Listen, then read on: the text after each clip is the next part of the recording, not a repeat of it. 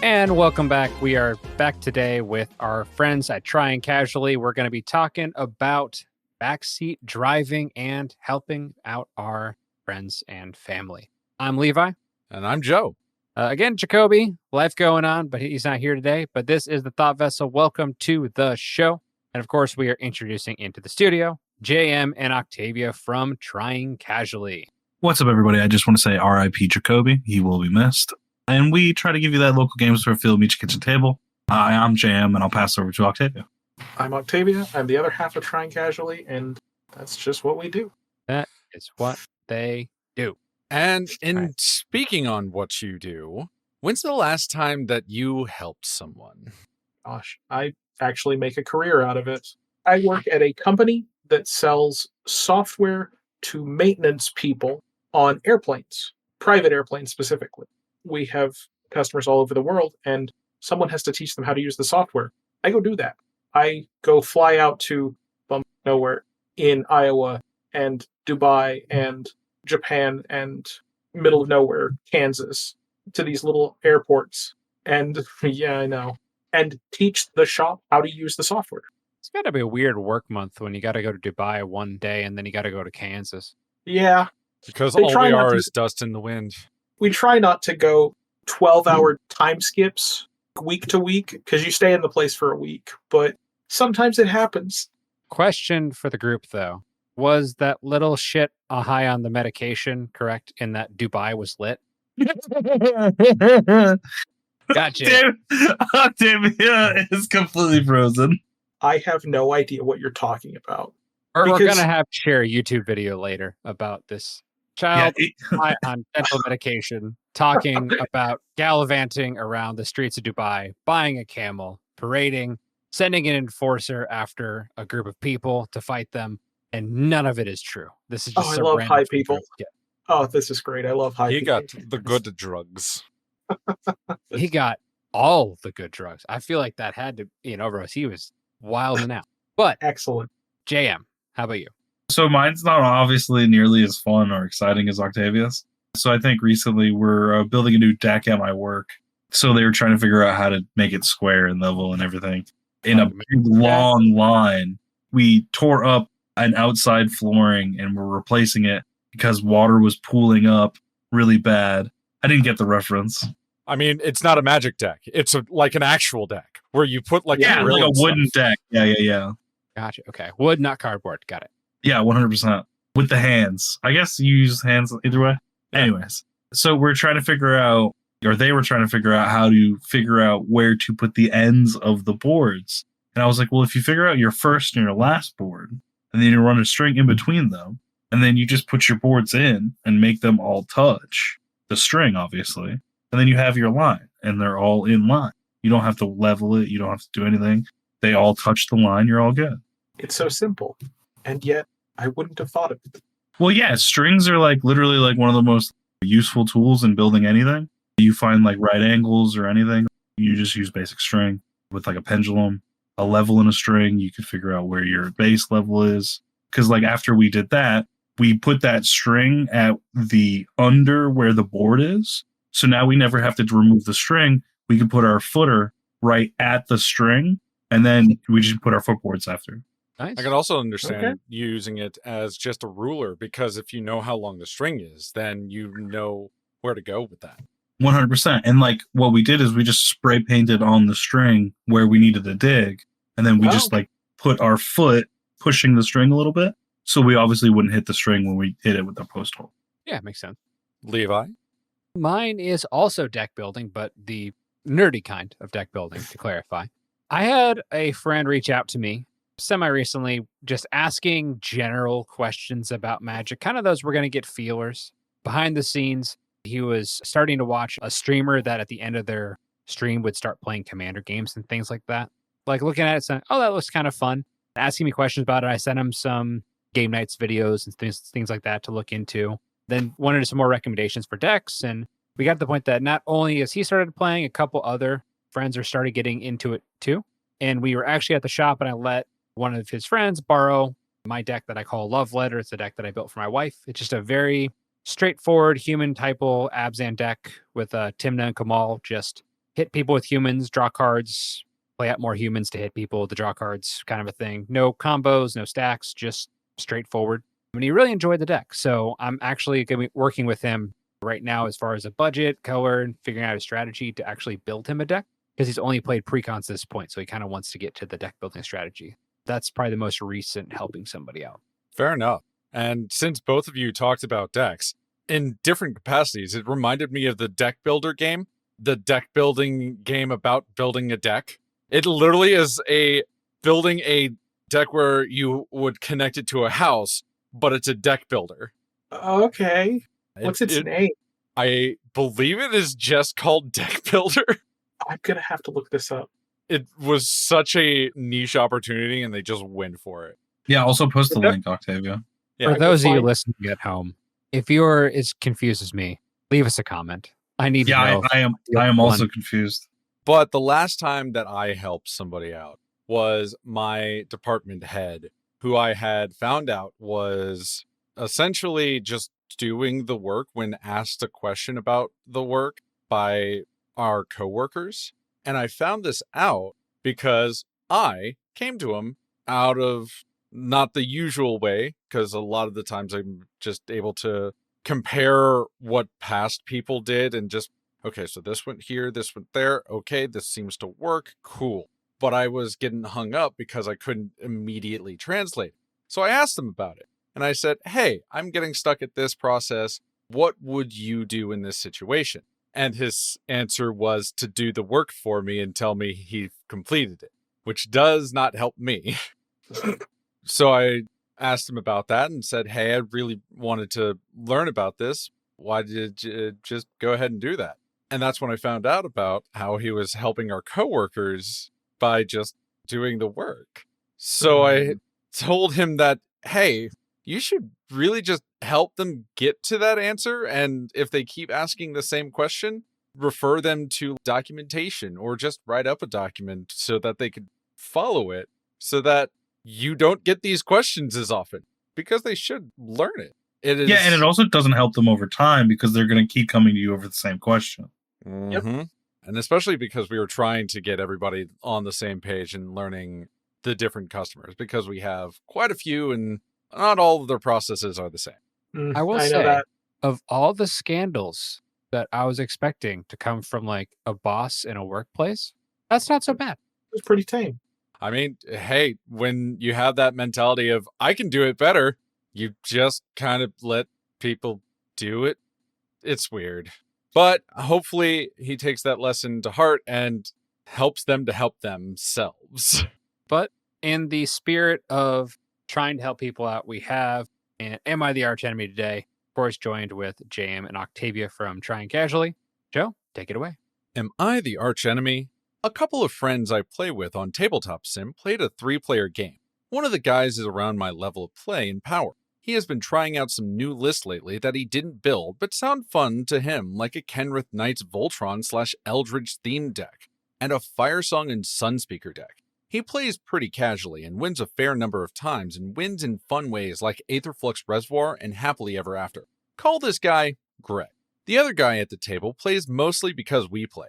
He struggles really hard with basic concepts in Magic like mana and the stack. He has a Phoenix, Zedru, and a Loro list he had basically completely net decked with maybe a couple of changes here and throughout the 3 years he's had them.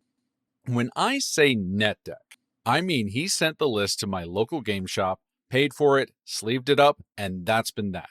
He has to be almost babysat every game by myself and Greg. He doesn't pay attention to the game, gets on his phone, doesn't threat assess at all, and always has a vendetta against me because I'm a good player. Call this guy Roger. I have been extremely angry with the way Roger plays. Since Tabletop Sim, there has been an initiative of making decks we do not own to keep things fresh. As mentioned, Greg has played mostly those 2 decks and a Group Hug Kenrith deck he wanted to check out. Roger, on the other hand, has chosen to play a Crewfix deck, which sounds simple enough, but is a headache when he pilots it. But the real deck that pushed me over the edge last night was this Chaos Maelstrom Wanderer list. Shout out to Jacoby, hating on the Chaos. I respect it. I do respect it. I respect Chaos and hating on Chaos. Chaos, 100%. I'm playing Lazav Garuda Mill / Reanimator. Greg is playing Fire Song. Looking at the game, I got stuck on 2 lands for 5 turns. My mana rocks kept me afloat, but this put me in a bad mood. After a very long game, Greg dies from being milled out because there was a Forced Fruition on the board from Roger. Greg now changes to spectator mode on Tabletop Sim and effectively tells Roger the next cards to play, except even worse than that really. So once Greg can see Roger's hand in spectator mode, he actively tells him to play the Great Aurora. It resolves, and at this point I have 6 cards left in my library. He has around 15. I had a Manic Scribe, Thassa Deep Dwelling, and Strionic Resonator on the board to mill him out in a couple turns. We draw our cards, put our lands into play, and he stares at his hand, and Greg gets quiet. I get a Bojuka Bog and exile his graveyard. He then tries to cast Seasons Past. I go quiet because I'm frustrated already. Greg then coaches Roger on how to win off of locking me out of playing spells with Forced Fruition. He literally tells him the cards to play. Roger was completely clueless on what to do to win and would have lost the game if not for Greg. I interrupt them and tell them I am tired and going to get off, and I groan about losing to 2 players before I leave the server. Am I the archenemy? I am tired of having to be the judge, babysitter, and threat assessor at my table. I make every one of my decks with care and character, and I am always engaged in the game. Should I stop playing with them since these problems are reoccurring? How do I talk to them about this calmly? I feel alienated and like I'm the bad guy all the time. I don't know what to do. 3-player Magic is bad. I hate 3-player Magic, and if anybody suggests playing it, I always be like, I had something come up. I generally do hate the politics of 3-player Commander over 4-player Commander. For some reason, there's a different dichotomy there. But in my opinion, I identify as Roger, the person who actively is trying to do a bunch of things, whether it be life things. I talk to my wife during a game, or like I'm trying to make sure the house or whatever is doing a thing, or like if the baby's in the background crying, I'm actively doing something. I get the Roger perspective to the point where like you're not being rude. If you're being rude or disrespectful, that is also a different thing. But I feel like I am also an adept, maybe that's a generous thing, Magic player. The little shake of the head from Octavia after that was that was a little to the adept the Magic player part. It was more that you say that you're a rod. No, you're not, because you are still actively engaged in the game. This post makes it sound like this person is not engaged in the game, does not know, has been playing for what sounds like several years, and does not. So in my opinion, I feel like these are always going to have a hint of hyperbolize. You're not wrong. Or a hyperbole to them. They will, but I mean, because they're always coming from a place of emotion. It's true.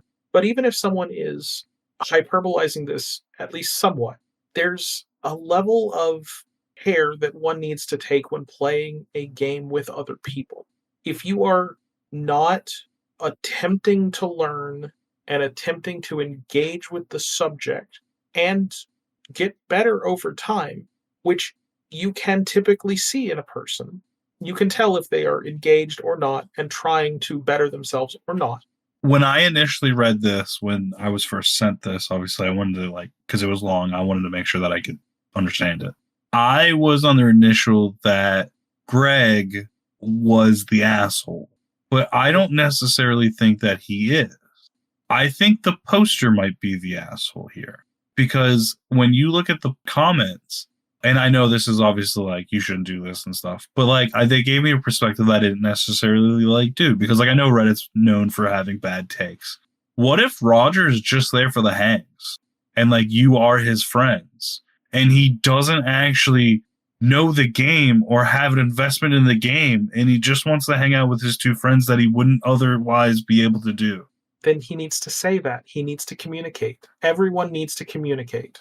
Yeah, but at the end of the day, there's always this thing that he might be a toxic dude, or there's this you can't talk about feelings. I will throw this little wrinkle into it, because we can actually have a good, at least for JM. Octavia, I'm pretty sure that you're at least familiar with the tournament scene. And if somebody does what Greg does during an official match, that is a penalty. You should not do that. And just because there's no prizes on the line doesn't mean that what Greg did is any less bad. And that's why, at least in that regard, Greg definitely did something to at least incur that bad feeling and wanting to go to bed. Oh, yes. Yeah. Truthfully, I also feel like there's years of undertone here that we obviously don't know. Yeah. And truthfully, communication. That is absolutely correct. They should do that. They need some therapy. Like, full stop, needs some therapy.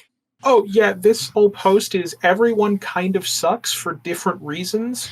Because one isn't paying attention to the other two people, one isn't paying attention to the thing that's being done, and the other one is not paying attention to how everyone else feels.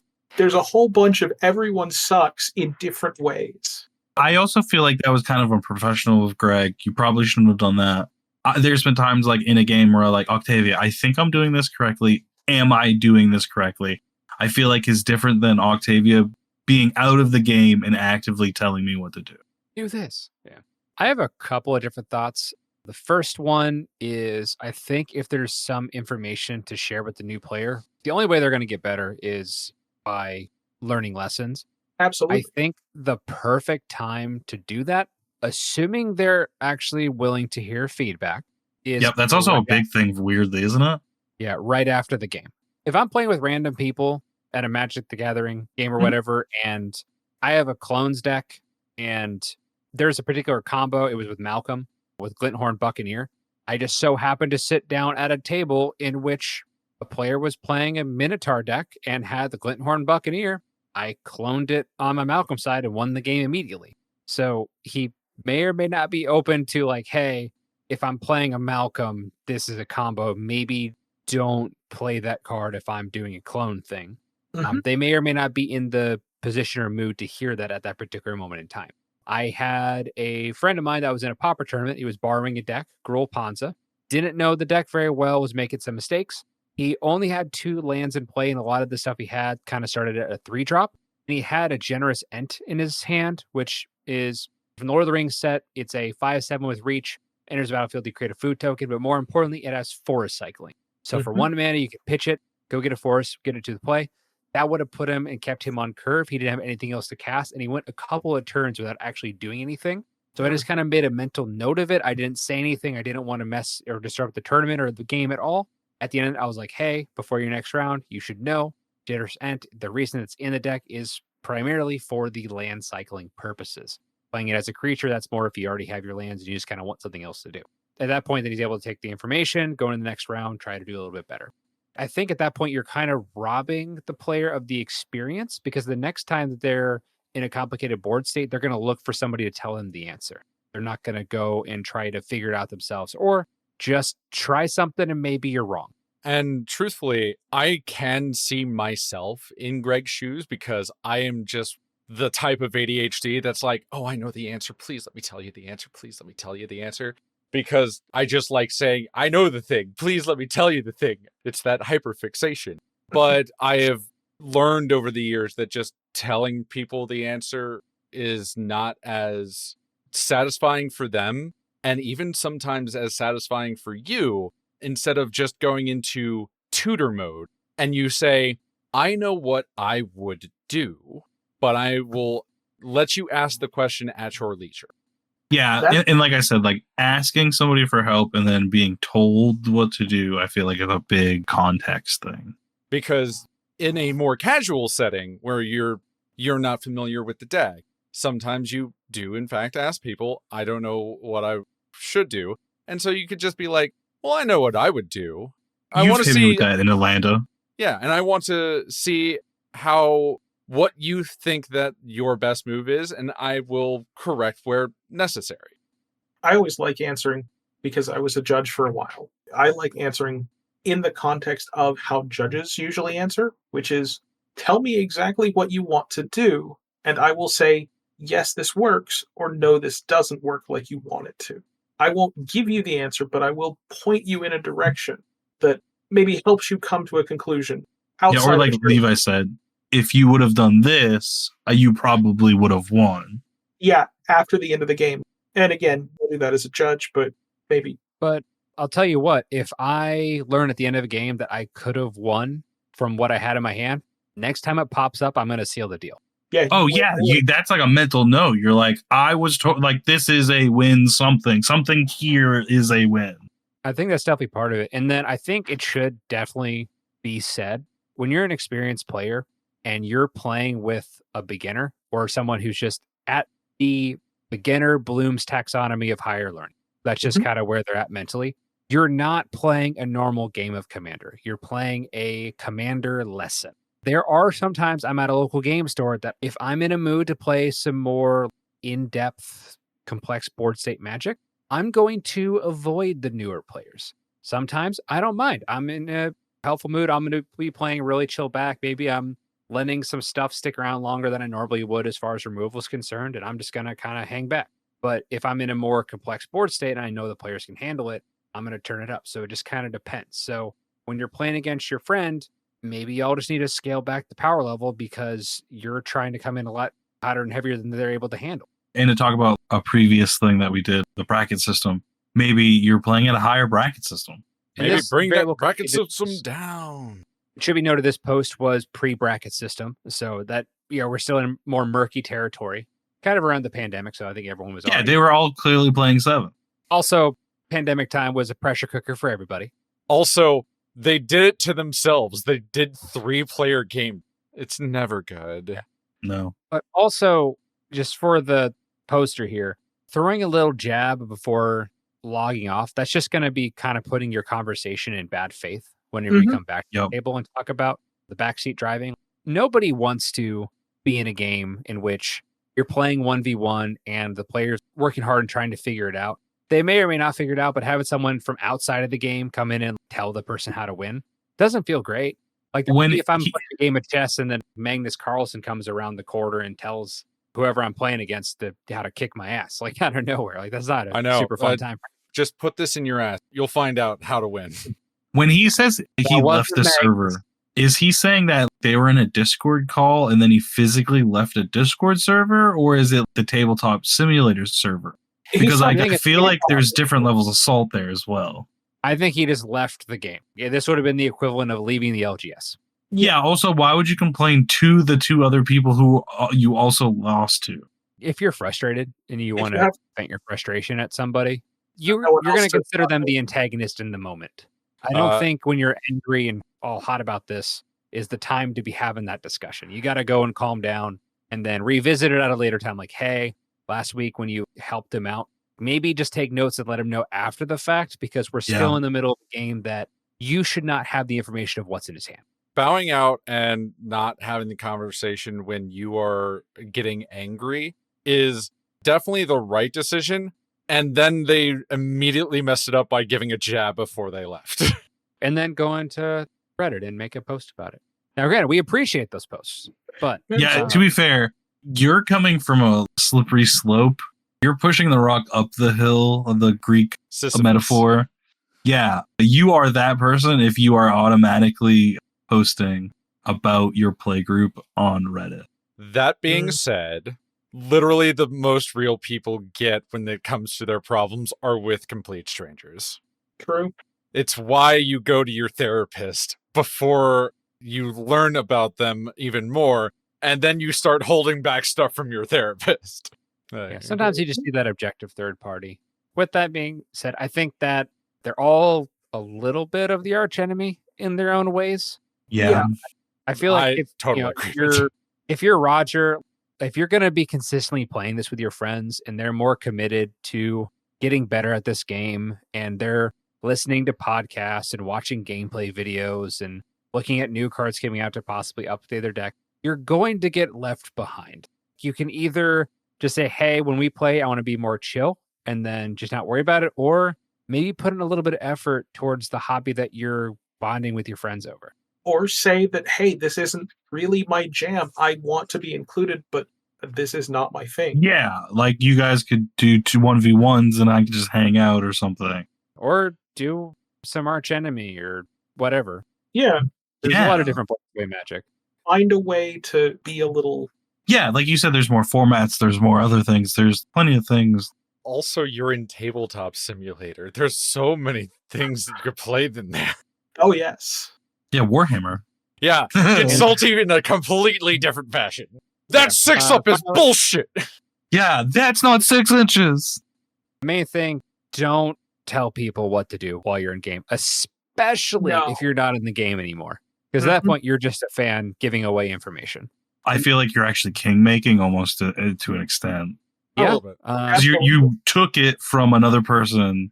I mean, I think Yes. it's team making to the worst degree because I feel like a lot of times in Commander, and we'll probably have a conversation at this point, but I feel like you're put in a position where any action you take is going to result in one of the two players winning, even passing. You're kind of doomed. So Since they are definitely arch enemies at different levels, this is definitely Richard Garfield's Inferno. Yeah. Yeah. all right. Which rings of hell? Any other final comments before the verdict here? They all suck. Drop them down the pit. Octavia? I'm with Joe. Burn it all. They all suck. Just talking. Yeah. I Just agree. have a I feel like they conversation. definitely need to have a big conversation. Rogers is just there for the vibes. Greg's kind of an asshole. Poster's a little bit of a tryhard. There you go. And he was a bit more egotistical with this post. Like, I'm the one who has the police. I'm the one who has to do this. Yeah, Look, hyper everybody- emotional. Everybody thinks Uh. that they're the hero in their own stories. Except me. I'm not a hero. I'm just I No, there. I know I'm the NPC in the background. I think It's always I'm fun. villain. But even the villain knows that they're a hero in their own story. Because they No. have to win. At the expense of others. That's just the Fair price enough, you're willing man. to pay. And that is all the time we have for this episode. Any other final comments before we go? Hey, it's been great to be here. 1 week enjoyed it. since you looked at me. It had to be made. It had to be made. Thank you so much for joining us, JM and Octavia. I'm Levi, And I'm Joe. And I'm JM. and this has been the Thought Vessel. Have a fantastic rest of your day. Always do your best. Octavia's here too. No.